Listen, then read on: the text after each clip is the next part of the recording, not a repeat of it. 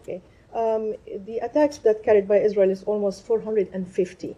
One of the biggest attacks was yesterday. It was described like an earthquake bomb.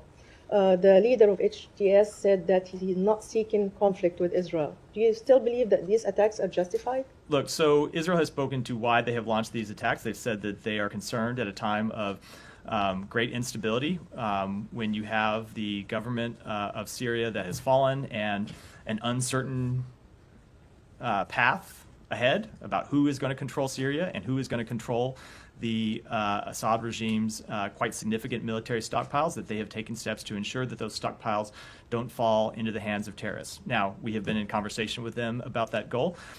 We also believe it's important that no party take any actions that would further destabilize the situation in Syria at a time when we want to push to increase stability, and we'll continue to have that discussion with them. And just on Gaza, another journalist, a colleague of us, has been killed yesterday.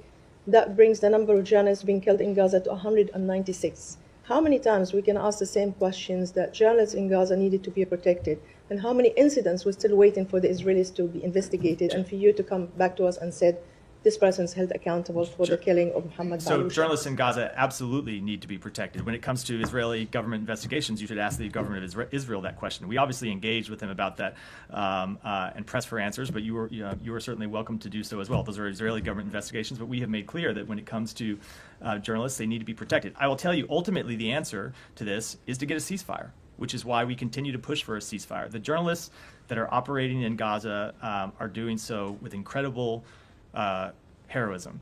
All of us in this room, including in many cases the United States government, know what we know about actions on the ground because there are journalists there that are reporting on it. The U.S. doesn't have any personnel on the ground to verify reports, so we rely on journalists to bring that information forward, and we rely on the work that they do. But as long as it is an active conflict zone, journalists are going to be at risk the same way other civilians are going to be at risk, which is why we believe the ultimate answer to this question is to reach a ceasefire, and why we continue to use all of the diplomatic muscle that we can bring to bear to try to get one over the line. Sure. I mean, the reason I ask you is because the United States value press freedom and the work of the journalists on the ground, but you don't hear you condemning the killing of Palestinian journalists like you condemn the killing of other journalists in conflict zones. We absolutely condemn the death of any journalist. We don't want to see any journalist hurt anywhere. Now, when it comes to the specifics of how any one journalist dies, while we object to the killing of any journalist, oftentimes we don't know the circumstance under which they were killed, whether it is an accidental strike, whether they were somewhere where they were covering an incident and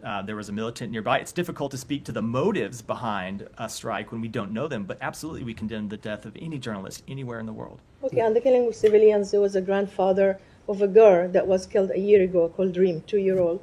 The grandfather was killed yesterday. His name is Khalid Nabhan. And he became an icon because he was very close to his granddaughter, and he was killed as well in Nusayrat camp yesterday. Do you still think that this is also random killing? It was an incident that needed to be investigated?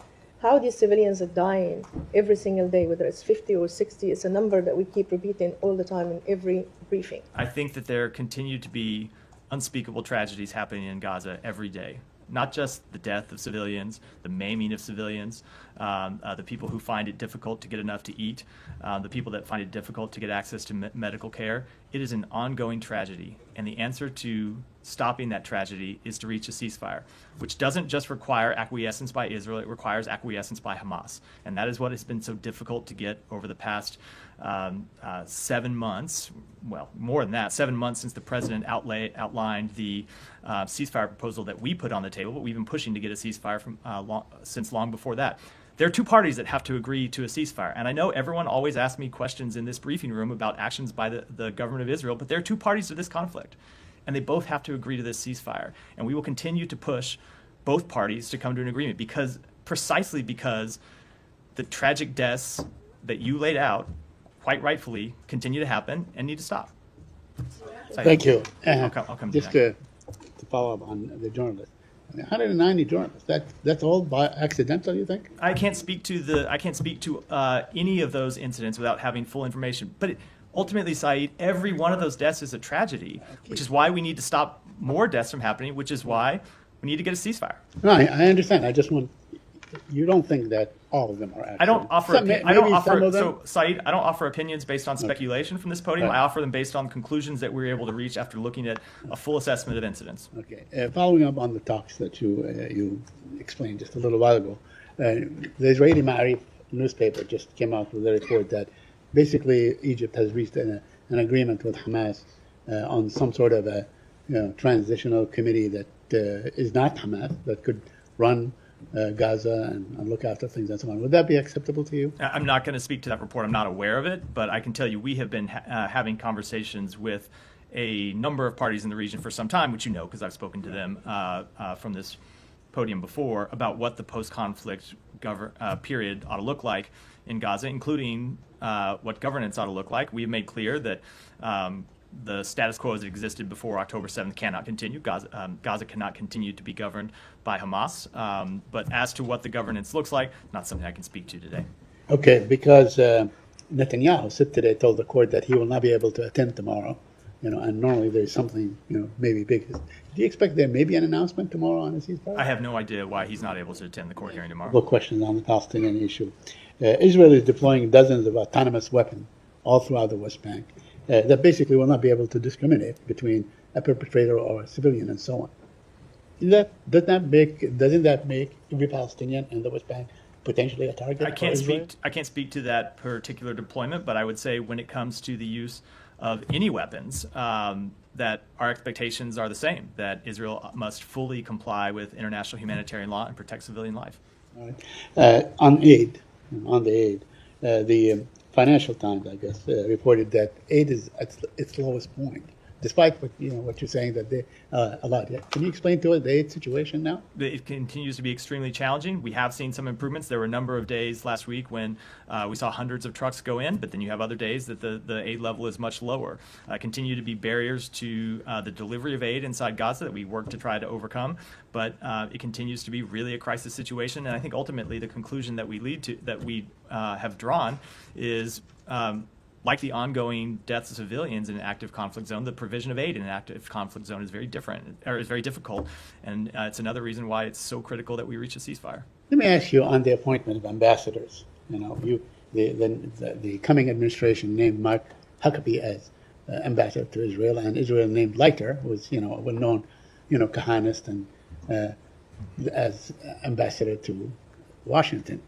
So I want to ask you, doesn't it seem like, maybe the whole U.S.-Israel diplomatic engagement will focus on maybe settlements and annexation and so on with these two? And you mean the post-January 20th diplomatic engagement? January 20th, yeah.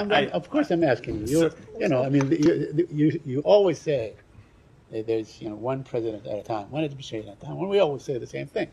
But is there anything where you can actually say, we will not accept? If he comes, I don't know when Leiter is coming to Washington, but maybe something that, this is not a good idea. Or issue a statement that this is not. First of all, let me just say, with respect to other countries, they are free and open to appoint ambassadors as they see fit. It's not a decision for the United States. And when it comes for the policies that will be pursued by the Trump administration and the personnel appointed by the Trump administration, it's just not something that I should speak to. I'm happy to speak to our ambassadorial appointments, but not those being made by the Trump administration. But you do have a view. This is U.S. diplomacy at its finest. I have a view that it is my job to stand up here and speak on behalf of the personnel that President Biden has appointed and the policies that he is going to pursue, and not opine on whatever policy positions an administration that I will not speak for may choose to pursue. Okay, so in principle, you think that the United States of America should have no say-so on the, as far as the character of said ambassador is, whatever crimes he may have committed, and whatever, it's all acceptable? If we started trying to pick and choose and opine on every ambassador that 200 countries around the world appoint to the United States, we would be in this briefing room for a very long time every day.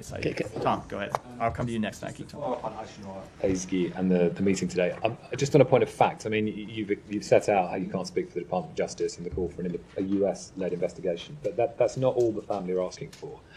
And one of the things they want is some basic information, and for the State Department to ask the Israelis, for example, for the name of the unit involved, the name of the unit commander, things that they would want in the interest of transparency as American citizens who seen their loved one killed. Are you asking for those things from the Israelis? So we are asking for the results of their investigation, I would assume, but we'll see when we get the results of that investigation. you would expect that an investigation would talk about the unit that was involved as well as the things that have happened. We will see what's actually in that investigation when we get the report from the government of Israel, but what we committed to the family is that we will brief them as soon as we get those answers. Some of these things are quite basic things that aren't the result of an investigation. I mean, knowing the unit involved is a very basic piece of information. I hear you, they don't even know that the US could ask the Israelis now. I hear you, but look, they're in the middle of an investigation, or well, I shouldn't say in the middle, they're near the end of an investigation where we expect that they're going to come to us and brief us on the results of that investigation. And if we don't get satisfactory answers to the questions that we have asked of them, of course we will continue to press them for more information. Saeed, is there something you'd like to share with the rest of the class over there?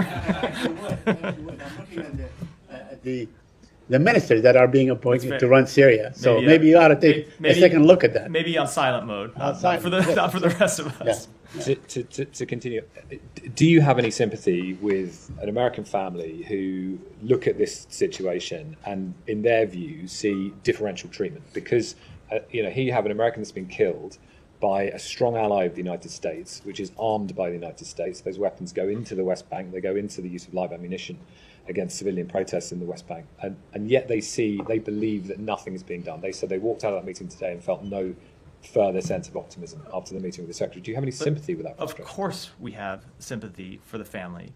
And the Secretary said that directly to the family.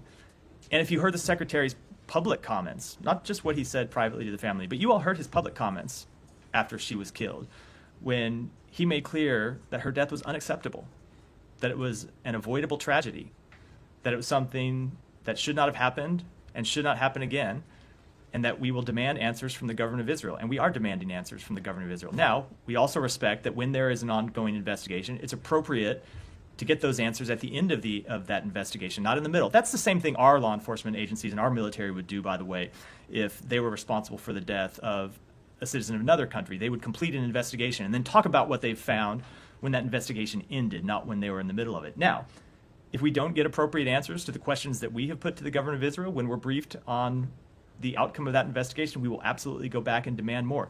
We 100% understand why Aysenur's family is demanding answers and is demanding accountability, and so are we. We are doing it on her behalf, and will continue to do so. And I cannot in any way imagine the tragedy that they have had to go through, and I would be every bit as angry as they are if I were in their shoes. I guess their frustration is about, of course, what they see as the absolute injustice of her being killed by a military force while she's at a civilian protest. Not just that, but about the fact that she was an American citizen, and they don't see their own government, in their view, doing enough. I am in no way going to quarrel with anything that they have said, because if I were in their shoes, I would absolutely be demanding accountability, and I would be pressing my government for answers as well, and they were absolutely right to do so. And what I can tell you is that we are demanding accountability. We are pressing the government of Israel for answers, and as soon as we have those answers, as soon as that investigation is complete, we will provide them to her family. Okay, and it's just that then goes to the wider issue, which is, and again, the attorney for the family says this: we have been here so many times before, Shireen Abu Akleh, Rachel Corrie, Omar Assad, where American citizens killed by the Israeli military, and you have said the same things. You've said we'll wait for the outcome of the investigation. In the case of Shireen Abu Akleh, in the end, you said that you got the Israelis to change their rules of engagement. But here we see live ammunition used against a civilian protest in a village that has seen their land taken away by an illegal settlement outpost. So they say this is systematic. This is, the use of live ammunition against civilians, and it's been going for a very long time. This is your ally that you arm, and still nothing changes. And we have made clear to them the outcome was unacceptable. We have made clear to them that they need to look at their rules of engagement, and we will continue to press that with them. Yeah. Thanks, Matt. Because you used the words, no party should take any actions or any actions that are unilaterally in the interest of that other party over the broadest interests of the Syrian people. There's no way that you could then see what Israel's doing that's not a unilateral action in the interest of it. So first of all, we have made that clear to every party, including the government of Israel. I'm not sure that just to argue with the kind of the logic train that you presented, I'm not sure that increased weapon stockpiles sitting around Syria is necessarily something that's in the interest of the Syrian people at the end of a brutal civil war, when they have seen those weapon stockpiles turned on their own people. What about the territory that is being invaded by Israel, that is the buffer zone? And we have made quite clear that we believe that action ought to be temporary. Israel has said, and they can speak for themselves, that they took the action because they saw the Syrian army withdraw from that buffer zone, and it created a vacuum that could be filled by terrorist groups. They have said it's temporary. They can speak for themselves. We have made clear that we believe it also ought to be temporary. In Washington later today, the Syrian embassy is raising the opposition flag. My understanding is you guys signed off on that. I have seen that reporting. I don't know what it comes from. We don't control that building. We don't control the operations that happen there. So the raising of flags decision is made by the Syrian permanent representative to the United Nations. And you haven't recognized that new flag? We have not. No, we have not. Tom, come back to you. There's no change in status of the Syrian embassy in Washington, D.C. No, there is not. I think there's probably an erroneous kind of thing that's circulating online suggesting it could be reopening. But I mean, this obviously won't happen. No change. Eric, go ahead. Clarification. Yeah. So you're saying that the destruction of Syrian arms and the Syrian army is actually in the benefit of the Syrian people? I just want to. That is not what I said. What did you say? I said this is what the way the government of Israel has explained the actions that they are taking. I was just interrogating, as I said, the logic train of Will's question. But you said something akin to, I think that the arms and so on that were used against the Syrian people, that would be to their benefit. That's what you're saying? That's not what I said.